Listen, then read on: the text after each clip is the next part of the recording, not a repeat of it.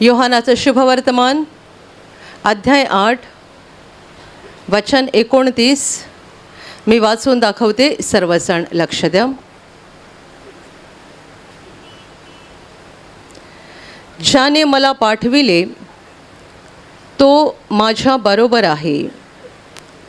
त्याने मला एकटे सोडले नाही, कारण जे त्याला आवडते ते मी सर्वदा करतो. Hallelujah, hallelujah, hallelujah, hallelujah, hallelujah. प्रभू येशू ख्रिस्त म्हणत आहे, ज्याने मला पाठवले तो माझ्या बरोबर आहे. त्याने मला एकटे सोडले नाही, कारण जे त्याला आवडते ते मी सर्वदा करीतो. Hallelujah, hallelujah, hallelujah. प्रभू येशू ख्रिस्त 2000 वर्षांपूर्वी मानव रूपात या जगात होता आणि सगळ्यांना दिसताना तो एकटा दिसायचा, पण खरं तर तो एकटा नव्हता. देवपिता त्याच्याबरोबर होता. आणि हे येशूने अनेक वेळेला आधी पण सांगितलेलं आहे की मी माझ्या पित्याच्या इच्छेप्रमाणे करण्यासाठी आलो आहे. मी माझ्या मनातलं काही बोलत नाही आहे. पित्याने मला जे काही सांगितलं आहे ते सगळं काही मी बोलत आहे. आणि आता तो म्हणतोय की ज्याने मला पाठवलं, देवपित्याविषयी तो म्हणत आहे, ज्याने मला पाठवलं तो माझ्या बरोबर आहे. त्याने मला एकटं सोडलं नाही आहे, कारण जे त्याला आवडतं ते मी सर्वदा करतो. प्रभू येशू ख्रिस्त मानवी रूपात या जगात असताना एका क्षणासाठी सुद्धा देवपित्याशी त्याचा संबंध किंवा संपर्क तुटलेला नव्हता. एका क्षणासाठी सुद्धा नाही. तो 33.5 वर्षे या जगात असताना पूर्ण वेळ मानव रूपात तो या जगात होता, परंतु आत्म्यात देवपित्याशी जोडलेला होता, देवाच्या संपर्कात होता. आणि सतत मानव रूपात येशू या जगात असताना देवपिता त्याच्याबरोबर होता. येशू ठिकठिकाणी फिरला, खूप उपदेश केला, खूप महत्कृत्ये केली, मोठी कामं केली, पण त्याने जे काही केलं ते सगळंच देवपित्याच्या इच्छेप्रमाणे केलं. आणि म्हणून वचन असं म्हणतं, येशू ख्रिस्त म्हणतोय की जे त्याला आवडतं ते मी सर्वदा करतो. आणि याच कारणामुळे देवपिता सदैव सतत त्याच्या बरोबर होता. Hallelujah, hallelujah, hallelujah. देवपित्याची इच्छा पूर्ण करण्यासाठी येशू ख्रिस्त या जगात आला होता. मानवाच्या पापांची शिक्षा स्वतःवर घेणं, स्वतःचं रक्त ओतणं आणि मानवासाठी मोफत पापक्षमा मिळवून देणं, हा जो देवपित्याचा उद्देश होता तो पूर्ण करण्यासाठी येशू या जगात आला होता. आणि या जगात मानवी रूपात असताना त्याने सगळंच म्हणजे पूर्णपणे देवपित्याच्या आज्ञेत राहून तो आपलं जीवन जगत होता. माझ्या प्रिय भावांनो आणि बहिणींनो, हे जे प्रभू येशूने सांगितलेलं आहे ते अतिशय महत्त्वाचं वचन आहे. कारण आपण देवाबरोबर अशा रीतीने वागत नाही. येशू जसा देवपित्याशी वागला तसेच आपण पण देवाशी वागावं, म्हणून प्रभूने हे वचन सांगितलं आहे. ज्याने मला पाठवलं तो माझ्या बरोबर आहे. त्याने मला एकटं सोडलं नाही आहे, कारण जे त्याला आवडतं ते मी सर्वदा करतो. आपण देवाशी कसे वागतो आणि प्रभू जेव्हा मानवी रूपात या जगात होता तेव्हा तो देवाशी कसं वागत होता, आपण कसे वागतो सांगा. खूप जणांना देवाची आठवण फक्त अशा वेळेला येते जेव्हा काहीतरी दुखायला लागतं, जेव्हा काहीतरी संकट येतं, जेव्हा काहीतरी त्रास होतो, अशा वेळेला देवाची आठवण होते. आणि बरेच जण फक्त अशाच वेळेला प्रार्थना करतात की जेव्हा त्यांना काहीतरी हवं असतं, कसली तरी गरज असते. आणि अगदी दुकानदाराशी व्यवहार करावा तसे खूप वेळेला आपण देवाशी वागतो. तुम्हाला जर मी विचारलं की तुमच्यामध्ये असे किती भाऊ बहिणी आहेत जे दिवसातून किमान 1 तास तरी देवासमोर बसतात, त्याची आराधना करतात, उपासना करतात, त्याच्याकडे प्रार्थना करतात, त्याचे आभार मानतात. मी खात्रीने सांगते, इथे बसलेल्यांमधले 50% पण भाऊ बहिणी असे नसतील जे दिवसातून 1 तास देवासमोर बसून त्याची आराधना किंवा उपासना करत असतील. इथे जे माझ्यासमोर आता बसलेले आहेत, तुमच्यामध्ये पुष्कळ लोक असे आहेत जे बऱ्याच काळापासून प्रभूमध्ये आहेत. तुम्ही प्रभूवर विश्वास ठेवून बराच काळ झालेला आहे, परंतु तरीसुद्धा तुम्हाला दिवसातून 1 तास वेळ नाही आहे देवासमोर बसायला, त्याची आराधना करायला, त्याची उपासना करायला. मी दुसरा प्रश्न विचारला, तुमच्यापैकी किती जण रोज 1 तास बायबल वाचतात? पहिली गोष्ट तुमचं उत्तर हे असेल, एवढा वेळ कुठून आणायचा? 1 तास प्रार्थना करा, 1 तास बायबल वाचन करा. देवाने 24 तास दिले आहेत आणि काही लोक असे वागतात जणू काही 24 तास पण कमी आहेत, 30 तास करायला पाहिजे होते. दिवसाचे 24 तास आम्हाला कमी पडायला लागतात. एवढी आमची कामं फार झालेली आहेत, एवढा आमचा व्याप वाढलेला आहे. देवाने आपल्याला असला व्याप करायला जगात पाठवला आहे का हो? हा व्याप आपणच वाढवून घेतला आहे, आपला व्याप आहे. म्हणून ब्रदर, एक सुंदर गोष्ट सांगायची, सत्य घटना आहे, तुम्ही ऐकली असेल. एक चांगला ख्रिस्ती माणूस, चांगला बिझनेसमन एक दिवस एका त्यांच्या चर्चच्या फादरांकडे जातो आणि सांगतो, मी नवा बिझनेस सुरू केलेला आहे, मी गाडी घेऊन आलो आहे, चला माझ्यासोबत आणि तिकडे येऊन आशीर्वाद द्या. फादर निघाले. रस्त्यात असताना फादर त्यांना विचारतात, तू चर्चला येतोस का नेहमी? हां, कधीतरी वेळ मिळाल्यावर येतो. घरी प्रार्थना करतोस का? अहो, माझा व्यापच एवढा मोठा आहे की मला प्रार्थना करायला वेळच नाही आहे. बायबल वाचतो का? फादर, माझा बिझनेस एवढा मोठा आहे ना आणि व्याप एवढा मोठा आहे की मला प्रार्थना करायला वेळ नाही, बायबल वाचायला वेळ नाही. कधी जमलं तर मी चर्चमध्ये येतो, बाकी मला काही वेळ मिळत नाही. फादर म्हणाले, हां, आणि पुढे त्या माणसाने असं पण सांगितलं, माझ्यासाठी प्रार्थना करा की मला प्रार्थना करायला, बायबल वाचायला वेळ मिळायला पाहिजे. फादर म्हणाले, काही हरकत नाही, ही फार महत्त्वाची प्रार्थना आहे, फार विलंब नको, आत्ताच करतो. गाडी एका बाजूला थांबवली गाडी. त्याला सांगितलं, डोळे बंद कर. फादर म्हणाले, हे प्रभो, या माझ्या भावाला प्रार्थना करायची आणि बायबल वाचायची फार इच्छा आहे, पण त्याच्या बिझनेसचा व्याप एवढा झाला आहे की त्याला हे करायलाच मिळत नाही. तर याच्यावर अशी कृपा कर की असा बिझनेस आजपासून बंद होऊ दे, म्हणजे याला पुष्कळ वेळ मिळेल. त्याने डोळे उघडले आणि म्हणतो, फादर, काय प्रार्थना केली तुम्ही?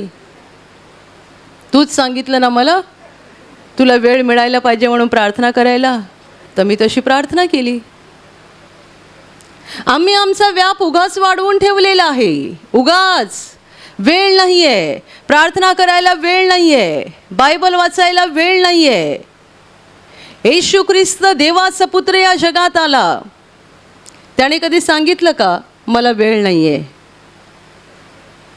तो दिवसभर लोकांमध्ये फिरायचा, लोकांना बरं करायचा, उपदेश करायचा, सगळी सत्कर्म करत तो फिरला आणि रात्री डोंगरावर जायचा, एकांतामध्ये प्रार्थना करायचा. झोपायचा कधी? त्याचंही उदाहरण आपण बायबलमध्ये वाचतो की जेव्हा शिष्य मचव्यात बसून पलीकडे जात होते तेव्हा येशू होडीमध्ये झोपला होता. म्हणजे ज्या वेळेला काम नाही आहे त्यावेळेला तो झोपला होता आणि रात्री एकांतात देवपित्याशी प्रार्थना करायचा. म्हणजे येशूची झोपायची वेळ कोणती होती आणि त्याला वेळ कुठून मिळत होता आणि तो सतत देवपित्याच्या संपर्कात कसा राहत होता. आणि तो स्वतः सांगतो, मी अशाच गोष्टी करतो ज्या देवाला आवडतात, जे त्याला आवडतं ते मी सर्वदा करतो. येशूने दावा केलाय, सर्वदा सर्वदा सर्वदा. म्हणजे तो स्वतःच्या मर्जीप्रमाणे नाही तर देवपित्याच्या मर्जीप्रमाणे वागतो. आम्ही प्रार्थना करतो, अमुक गोष्ट पाहिजे, तमुक गोष्ट पाहिजे, आणि ती मिळेपर्यंत आमची प्रार्थना सुरू असते. एकदा ती मिळाली की आमची प्रार्थना संपली. खूप काळापूर्वी एक माणूस इथे शिबिरासाठी आला होता. त्याला किती महिने माहिती नाही, नोकरी नव्हती. आणि मग नोकरी नसल्यामुळे तो शिबिरासाठी आला. शिबिराचा पहिला की दुसरा दिवस मला नक्की आठवत नाही. आणि त्याला फोन आला, म्हणजे आधी जिथे कुठे काही इंटरव्ह्यू वगैरे दिले असतील तिकडून कुठून तरी फोन आला आणि लगेच बोलावलं गेलं. याने बॅग भरली आणि जायला निघाला. ही खूप वर्षापूर्वीची घटना आहे.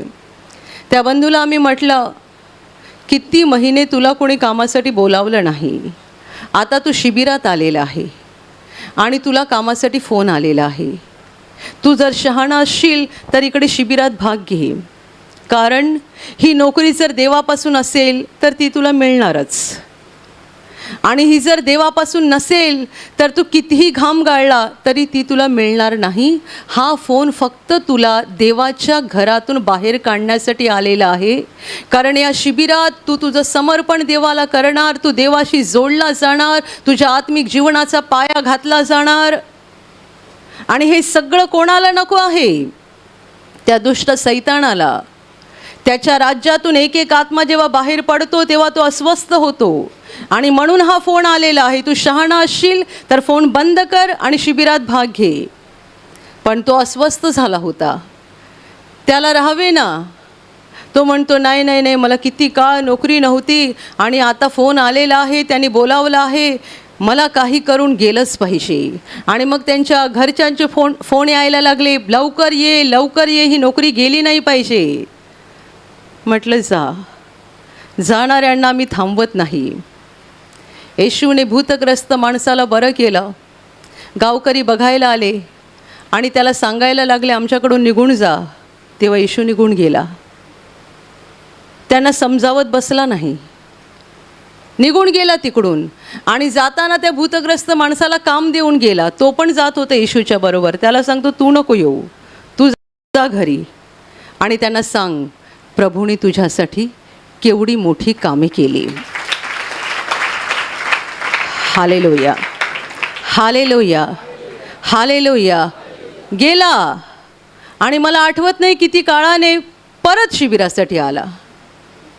काय झालं? नाही, ती नोकरी मिळालीच नाही. सांगितलं होतं ना, ती जर देवापासून असेल तर कोणी तुझ्याकडून काढून घेऊ शकणार नाही, पण देवापासून नसेल तर तू फसशील. तरी सद्बुद्धी झाली की पुन्हा शिबिरासाठी आला. Hallelujah, hallelujah, hallelujah. अशीच एक सत्य घटना मला आठवते. शिबिरामध्ये एक तरुण मनुष्य आला होता ज्याला नोकरी नव्हती. त्यावेळेला 5 दिवसांचं शिबिर असायचं. शिबिर पूर्ण करून गेला आणि त्यानंतर काहीतरी 9 की 10 महिन्यांनी परत आला आणि पुन्हा त्याने शिबिरात भाग घेतला. आणि शिबिराच्या शेवटच्या दिवशी साक्षीमध्ये असं सांगितलं, मी इथे साधारण 10 महिन्यापूर्वी आलो होतो जेव्हा मी बेरोजगार होतो, आणि शिबिर करून गेल्यानंतर मला दुसऱ्याच आठवड्यामध्ये एका मोठ्या शाळेमध्ये चांगली नोकरी मिळाली. आणि ती नोकरी मिळाल्यानंतर पुन्हा मी या केंद्रात आलोच नाही. आणि आत्ता मागच्या महिन्यात मला प्रिन्सिपलनी सांगितलं की तुला आम्ही कमी करत आहोत. तेव्हा मला आठवण झाली, ही नोकरी मिळाली कुठून होती, तर तिकडे आता परत जायला पाहिजे आणि पुन्हा शिबिर करायला पाहिजे. म्हणून मी आता शिबिरात आलो आणि आता जरा मला बरं वाटतंय, देव काहीतरी करेल. म्हटलं, करेलच, तो दयाळू आहे, तो दयाळू आहे.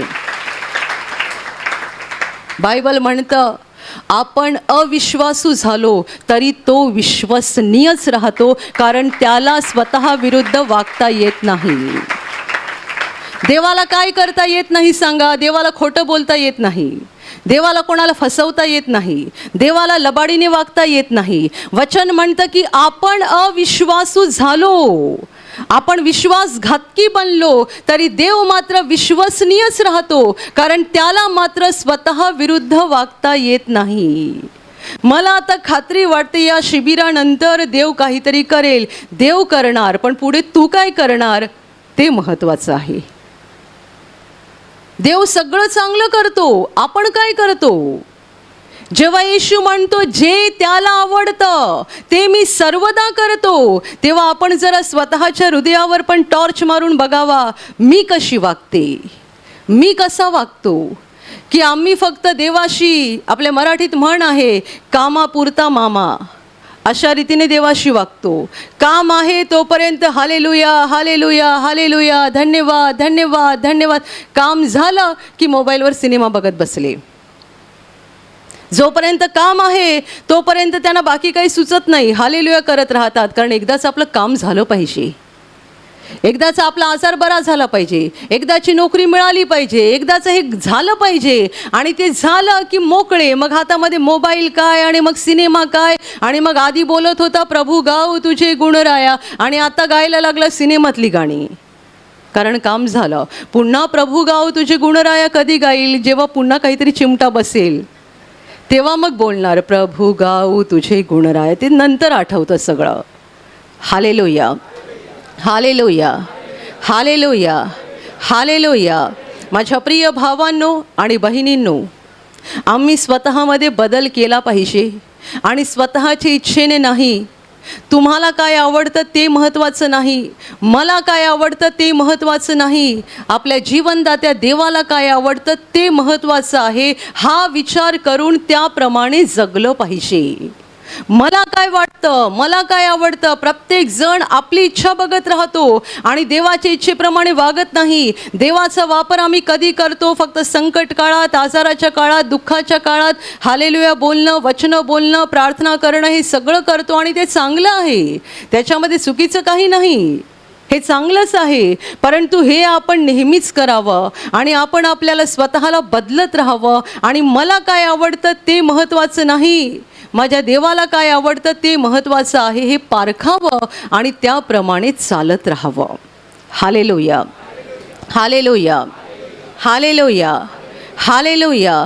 जो माझ्यासाठी मानव बनून या जगात आला, ज्याने माझी पाप स्वदेही घेतली आणि जो माझ्यासाठी क्रूसावर मरण पावला, ज्याने माझ्यासाठी स्वतःच्या शरीराची आणि रक्ताची किंमत दिली, त्याला काय आवडतं आणि त्याची काय इच्छा आहे त्याप्रमाणे आम्हाला चाललं पाहिजे. मला काय वाटतं आणि मला काय आवडतं ते महत्त्वाचं नाही. आणि खूप वेळेला हे अशा रीतीने न वागल्यामुळे, म्हणजे आमच्याच इच्छा बघायच्या, आमच्याच मर्जीप्रमाणे वागायचं आणि गरजेपुरतं हालेलुया करायचं, असं केल्यामुळे खूप वेळा आपल्याला अनुभव येत नाही की देव आपल्या बरोबर आहे. देव कोणाच्या बरोबर असतो? अशांच्या जे देवाच्या मर्जीप्रमाणे वागतात, जे देवाची इच्छा पूर्ण करतात, जे देवाला काय आवडतं ते बघत राहतात. Hallelujah hallelujah hallelujah hallelujah. जर तुम्ही येशूवर विश्वास ठेवलेला आहे, तुम्ही जिवंत देवाला ओळखलेलं आहे, तुम्ही त्याच्याकडे प्रार्थना करताय, तुम्ही त्याची वचनं वाचताय, तर तुम्हाला सिनेमा बघायला कसे वाटतात सांगा? कसे वाटतात? तुम्ही जर येशूवर विश्वास ठेवला आहे आणि तुम्ही जर देवाच्या सुवचनामध्ये रुची घेतलेली आहे, सार्वकालिक जीवनाच्या रस्त्याचा मार्ग तुम्ही निवडलेला आहे, तर तुम्हाला सिनेमा बघायला कसा वाटू शकतो? तुम्हाला ते मोबाईलवर गेम खेळण्यामध्ये वेळ वाया घालवायला कसा वाटू शकतो? आणि इतर व्यर्थ गोष्टी जगामध्ये आहेत, त्या व्यर्थ गोष्टीमध्ये तुम्हाला आनंद कसा मिळू शकतो? तुम्हाला जर तिकडे आनंद वाटतो तर याचा अर्थ असा आहे, तुम्ही फक्त देवाशी कामापुरते वागत आहात आणि तुमचं खरं जीवन वेगळं आहे. तुम्ही दहीक आहात, तुम्ही स्वतःच्या मर्जीने वागताय, तुम्ही देवाचं मन बघत नाही, देवाची वचनं काय सांगतात ते बघत नाही, देवाचा मार्ग आपल्याला काय शिकवतो ते बघत नाही, तुम्हाला काय वाटतं ते तुम्ही करता. आणि लक्षात ठेवा, ही परिस्थिती धोकादायक आहे. एका बाजूने हालेलुया बोलायचं, वचने बोलायची, प्रार्थना बोलायची, गाणी गायची, आणि दुसऱ्या बाजूने आपल्या मर्जीप्रमाणे अंधाराचं जीवन जगत राहायचं. ही स्थिती धोक्याची आहे, कारण अशा स्थितीमध्ये देव वसत नाही. अशांच्या बरोबर देव राहत नाही, अजिबात नाही. येशू म्हणतोय तो माझ्या बरोबर आहे, त्याने मला एकटं सोडलं नाही. कारण जे त्याला आवडतं ते मी सर्वदा करतो, जे त्याला आवडतं. तर आता प्रत्येकाने स्वतःला प्रश्न विचारायचा, जे देवाला आवडतं ते मी करत आहे की मला आवडतं ते मी करत आहे? रात्री अंथरुणावरती गेलो की 15 मिनिटं पण बसून देवाजवळ प्रार्थना करायला वाटत नाही, झोपायला वाटते. सकाळी थोडं पण लवकर उठायला वाटत नाही आणि प्रार्थना करायला वाटत नाही, झोपून राहायला वाटते. आणि झोपताना मोबाईल बघायला पण फार मजा येते. म्हणजे तुम्हाला ज्यांना आवड आहे मोबाईल बघायला फार मजा येते. आणि मग मोबाईल बघता बघता डोळे जड झाले की मोबाईल एका बाजूला पडून जातो आणि मग आपण झोपून जातो. आपलं नातं देवाशी नाही आहे, मोबाईलशी आहे. आपण देवाशी जोडलेलो नाहीत, मोबाईलशी जोडलेलो आहोत. आणि किती लोक प्रभूमध्ये आहेत, विश्वासात आहेत, तरी पण धन, पैसा, संपत्ती, मालमत्ता यांच्या मागे लागलेले आहेत. अजूनही दुसऱ्यांना फसवायचं सोडत नाही आहेत, अजूनही लबाडीने वागणं बंद करत नाही आहेत, अजूनही दुसऱ्यांवर अन्याय करणं सोडत नाही आहेत. लक्षात घ्या, जक्कयाच्या घरी येशू आला आणि जक्कयाचं तारण झालं नाही. तर जेव्हा जक्कई उभा राहून म्हणाला, प्रभूजी पहा, मी माझी अर्धी संपत्ती दारिद्र्यांना देतो आणि ज्यांना मी लुटलं आहे त्यांना मी चौपट परत करतो. तेव्हा येशू म्हणाला, आज या घराला तारण प्राप्त झालं आहे. आज या घराला तारण प्राप्त झालेलं आहे. लाख मोलाचे शब्द आहेत, लाख तर काहीच नाही आहे, या शब्दाची किंमतच होऊ शकत नाही. जक्कयाला आणि त्याच्या घराण्याला तारण प्राप्त झालं. कधी? जेव्हा जक्कयाने आपले हृदय बदललं. येशूने त्याला झाडावरून खाली बोलावलं, येशू त्याच्या घरी गेला. तिथपर्यंत तारण झालं नव्हतं. जेव्हा जक्कयाने आपलं हृदय बदललं आणि तो तयार झाला या गोष्टीसाठी की मी माझी अर्धी संपत्ती गरिबांना वाटून देणार आणि मी ज्यांना लुटलं आहे, लुबाडलं आहे, त्यांना मी 4 पट आता परत करणार, तेव्हा येशूने जाहीर केलं की आज या घराला तारण प्राप्त झालं आहे. त्यामुळे असं समजू नका आम्ही रोज हालेलुया बोलतो, 100 वेळा हालेलुया बोलतो, 100 वेळा धन्यवाद येशू बोलतो. तुम्ही हातामध्ये माळ पण पकडू शकता, मोजू शकता, हालेलुया हालेलुया हालेलुया हालेलुया, काही उपयोग नाही आहे. असल्या गोष्टी देवाने आम्हाला शिकवल्या नाहीत. देव म्हणाला, मानवासारखं देवाचं पाहणं नसतं. मानव बाह्य रूप पाहतो, देव हृदय पाहतो. हृदय. प्रभूजी पहा, मी माझी अर्धी संपत्ती दारिद्र्यांना देतो आणि ज्यांना लुटलं आहे, लुबाडलं आहे, त्यांना मी 4 पट परत करतो. तेव्हा येशूला किती आनंद झाला, किती आनंद झाला जेव्हा त्याने आपलं हृदय बदललं. माझ्या प्रिय भावांनो आणि बहिणींनो, तुम्ही जर प्रभूमध्ये आहात, तुम्ही जर देवाची वचनं जाणून घेतली आहेत, स्वतःमध्ये बदल करा. हे जग आपलं कायमचं घर नाही आहे. इथे प्रॉपर्टी आणि माया गोळा करून काही मिळणार नाही आहे. सगळं इथेच राहणार आहे. पैसा, धन, संपत्ती, मालमत्ता, जमीन, घर, गाडी, बंगला सगळं इकडेच राहील. सोबत काही नेता येणार नाही. ज्यासाठी आम्ही धडपडतो, काबाड कष्ट करतो आणि दुसऱ्यांना लुटतो आणि फसवतो, त्याच गोष्टी आमचं नुकसान करतात. कारण त्याच्या योगे आम्ही पापाची रास आमच्या नावावरती जमा करतो. दुसऱ्यांना फसवून, लुबाडून, स्वार्थाने जे काही मिळवतो ना, ते आमच्या जीवनामध्ये पापाचा डोंगर तयार करतात आणि आमच्या विनाशाला कारणीभूत ठरतात. Hallelujah hallelujah hallelujah hallelujah.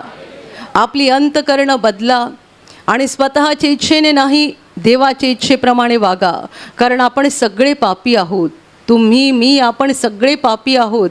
आपल्यामधलं जर देवाचं भय निघून गेलं ना, तर सांगू शकत नाही की आपण एकमेकांचं काय करू. कोण कोणाला फसवेल, कोण कोणाला लुटेल, काही सांगता येत नाही.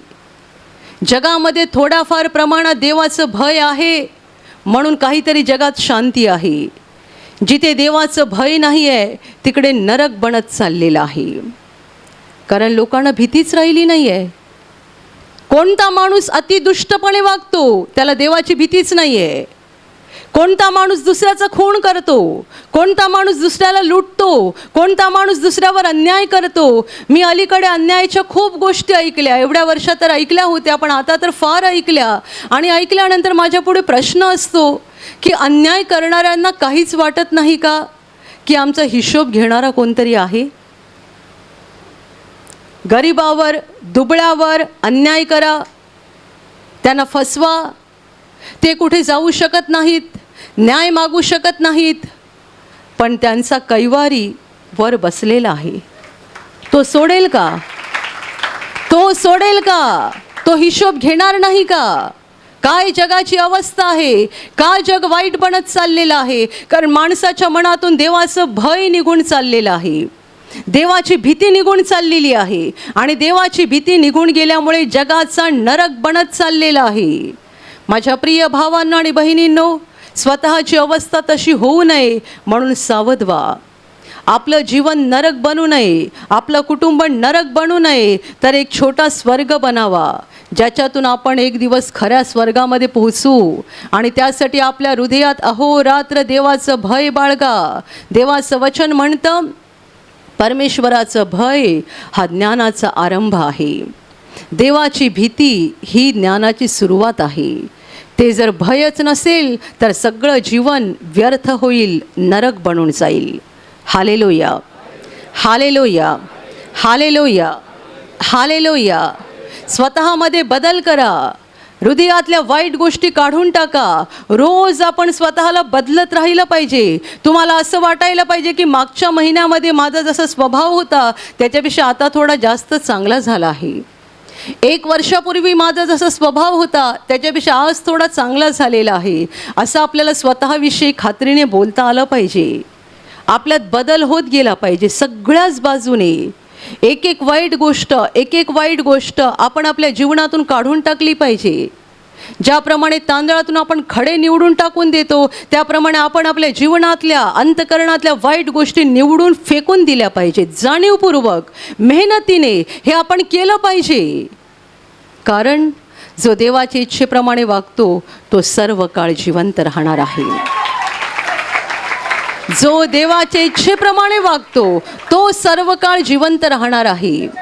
इस्रायलमध्ये हजारो आणि लाखो लोकांना येशूने बरं केलं. यातले कितीतरी लोक आपल्याला स्वर्गात दिसणार नाहीत. तो इस्रायलच्या रस्त्यातून गावागावातून फिरला. लाखोने हजारोने लोक त्याच्या मागे असायचे, आणि जेवढे त्याच्याकडे यायचे प्रत्येकाला त्याने बरं केलं. पण लक्षात ठेवा, हे सगळे लोक आपल्याला स्वर्गात दिसणार नाहीत. याच्यातील जेवढ्यांनी येशूचा मार्ग पत्करला आणि त्या मार्गाने चालले तेवढे स्वर्गात दिसतील. म्हणून योहानानेच त्याच्या शुभवर्तमानात असं म्हटलं आहे की वल्लांडणाच्या सणात येशूने जी काही अद्भुत केली, जी काही मोठी कामं केली, ती बघून खूप लोकांनी त्याच्यावर विश्वास ठेवला. खूप लोकांनी त्याच्यावर विश्वास ठेवला. पण योहान पुढे असं म्हणतो, पण येशूला मात्र त्यांचा भरवसा नव्हता. लोकांनी येशूवर विश्वास ठेवला, येशूला मात्र त्यांचा भरवसा नव्हता. कारण मनुष्याविषयी कोणी साक्ष द्यावी याची त्याला गरज नाही, कारण मनुष्यात काय आहे हे त्याला माहिती होतं. माणसाची कोणी साक्ष द्यावी इतकी त्याला गरज नव्हती, कारण माणसाच्या आतमध्ये काय आहे हे येशूला माहिती होतं. आपण पापी आहोत, आपल्या आतमध्ये काय आहे हे त्याला माहिती होतं. म्हणून एवढे लोक विश्वास ठेवत होते, पण येशूला त्यांचा भरवसा नव्हता. Hallelujah, hallelujah. कोणी म्हणू नये मी प्रार्थना करून बरा झालेलो आहे म्हणजे मी स्वर्गात जाणार, प्रार्थना करून मला नोकरी मिळाली म्हणजे मी स्वर्गात जाणार, प्रार्थना करून माझं घर बनलं म्हणजे मी स्वर्गात जाणार, प्रार्थना करून तुम्ही बरे झालात, प्रार्थना करून तुमचं घर बनलं, प्रार्थना करून तुम्हाला काही आशीर्वाद मिळाले, ही झाली देवाची दया, ही झाली देवाची मेहरबानी, ही झाली देवाची कृपा. आता आपलं काय? आपण देवाला काय प्रतिसाद दिला? आपण आपला वाईट मार्ग सोडला का? येशूच्या आधी बाप्तिस्मा करणारा योहान जगात आला होता. तो लोकांना सांगत होता, पश्चाताप करा, देवाकडे वळा. का पश्चाताप करा? कारण स्वर्गाचं राज्य जवळ आलं आहे. त्यानंतर येशू जगात आला. येशूने पण याच संदेशाने आरंभ केला, पश्चाताप करा, देवाचं राज्य जवळ आलं आहे.